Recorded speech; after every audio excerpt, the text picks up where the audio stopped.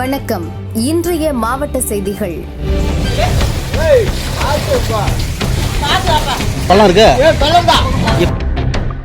கடலூர் ராமநாதம் அருகே உள்ள கல்லூர், ஆவட்டி, புடையூர், அதர்நத்தம் உள்ளிட்ட பகுதிகளில் நேற்று 2 மணி நேரத்திற்கும் மேலாக கனமழை பெய்தது. முறையான வடிகால் வசதி இல்லாததால் மழைநீர் வெளியேறாமல் வீதிகளில் தேங்கி குளம் போல் காட்சியளித்தது. இதனால் கல்லூர் கிராமத்தில் பல வீடுகளுக்குள் மழைநீர் புகுந்தது. மழைநீர் சூழ்ந்ததால் மக்களின் இயல்பு வாழ்க்கை பாதித்துள்ளது. அதிகாரிகள் முறையாக வடிகால் வசதி செய்திருந்தால் இந்த அவல நிலை வந்திருக்காது என கிராம மக்கள் குற்றம் சாட்டினர். மழைக்காலம் ஆரம்பமாக உள்ள நிலையில் அரசு உடனடியாக வடிகால் வசதி செய்ய வேண்டும் என சமூக ஆர்வலர்கள் கோரிக்கை விடுத்தனர்.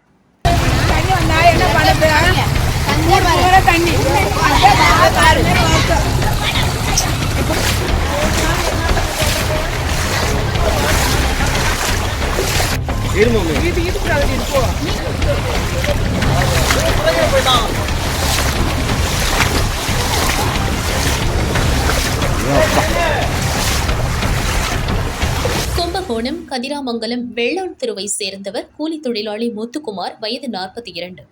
தனது வீட்டில் சிறிய கொட்டகை அமைத்து ஆடு வளர்த்து வருகிறார். இன்று காலை அவர் கொட்டகைக்கு சென்றபோது கடும் அதிர்ச்சியடைந்தார். தெரு நாய்கள் கடித்து 4 ஆடுகள் இறந்து கிடந்தன. மேலும் 1 ஆடு படுகாயமடைந்திருந்தது. ஏற்கனவே இப்பகுதியில் நாய் தொல்லை குறித்து பலமுறை புகார் அளித்தும் ஊராட்சி நிர்வாகம் நடவடிக்கை எடுக்கவில்லை. தற்போது 70,000 ரூபாய் மதிப்புள்ள 4 ஆடுகளை இழந்த கூலி தொழிலாளி முத்துக்குமார் வேதனை அடைந்துள்ளார்.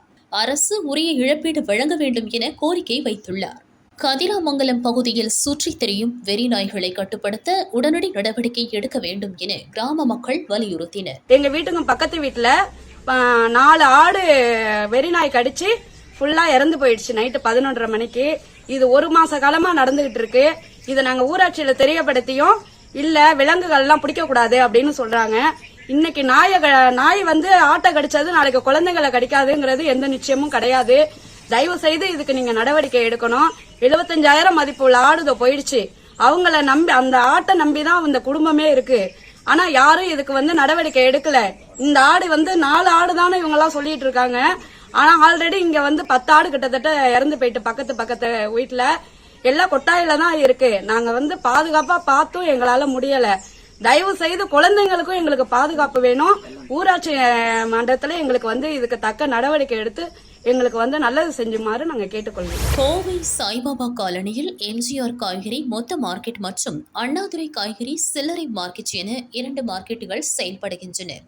கடந்த சில மாதங்களுக்கு முன்பு பெய்த கனமழையால் சாக்கடை கழிவுநீர் அண்ணாதுரை மார்க்கெட் முழுவதும் சூழ்ந்தது. கழிவுநீருடன் மழைநீர் கலந்து மார்க்கெட் முழுவதும் தேங்கி நிற்கிறது. இதனால் கடும் துர்நாற்றம் வீசுவதுடன் தொற்று நோய் அபாயம் ஏற்பட்டுள்ளது. இந்த அவலம் குறித்து அந்த வார்டு காங்கிரஸ் கவுன்சிலர் சரவணகுமார் மற்றும் அதிகாரிகளிடம் பலமுறை புகார் தெரிவித்தும் பயனில்லை. பொதுமக்களின் நலன் கருதி கழிவுநீரை கடத்த அதிகாரிகள் நடவடிக்கை எடுக்க வேண்டும் என சமூக ஆர்வலர்கள் வலியுறுத்தினர். 22 அண்ணா மார்க்கெட்டினுடைய அவலநிலை, சாய்பாபா காலனி காவல் நிலையம் அருகில் உள்ள அண்ணா மார்க்கெட்டினுடைய அவலநிலை. குப்பைகள் 5 நாட்களாக எடுக்காமல் அங்கங்கே தேங்கி துர்நாற்றம் வீசுகின்ற அவலநிலை. 5 நாட்களாக எடுக்காமல் அண்ணா மார்க்கெட்டினுடைய அவலநிலை. துர்நாற்றம் வீசி பெட்டிகள் நிறைந்து செதறி கடந்து பொதுமக்களுக்கு துர்நாற்றம் வீசி அவலநிலை. மார்க்கெட்டில் அண்ணா மார்க்கெட்டில் வருகின்றவர்கள் முகம் சுளித்து செல்லும் காட்சி. திருப்பத்தூர் வாணியம்பாடி அருகே தமிழக ஆந்திரா எல்லை பகுதிகளில் கள்ளச்சாராயம் தயாரிக்கப்படுவதாக எஸ்பி சியாமளா தேவிக்கு ரகசிய தகவல் கிடைத்தது. இதையடுத்து அவரது உத்தரவின் பேரில் ஏஎஸ்பி கோவிந்தராஜ் தலைமையில் மதுவிலக்கு அமல் பிரிவு போலீசார் கொரிப்பள்ளம், மாதகடப்பா, தேவராஜபுரம் உள்ளிட்ட மலைப்பகுதிகளில் தீவிர ரோந்து மேற்கொண்டனர்.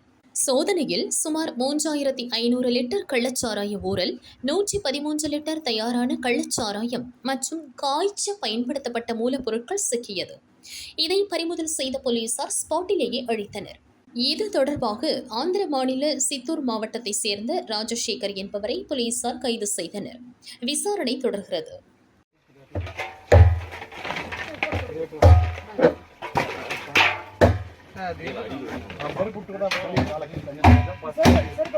இதை வச்சு